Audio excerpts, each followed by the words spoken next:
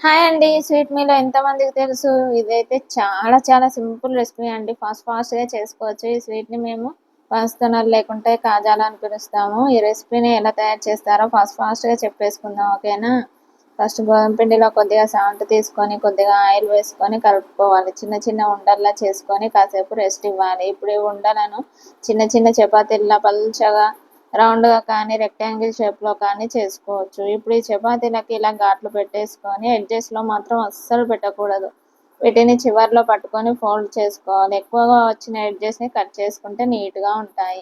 అంతే డీప్ ఫ్రైకి సరిపడా ఆయిల్ తీసేసుకొని మీడియం ఫ్లేమ్‌లో ఫ్రై చేయాలి. ఇలా అన్నీ ఫ్రై చేసి తీసుకున్నాక పనస్తోనలకు సరిపడా షుగర్ తీసుకొని తీగ పాకం వచ్చే వరకు ఉంచి పనస్తోనల్లో వేసుకొని 2 మినిట్స్ ఉంచి తీసేసి తినేయటమే.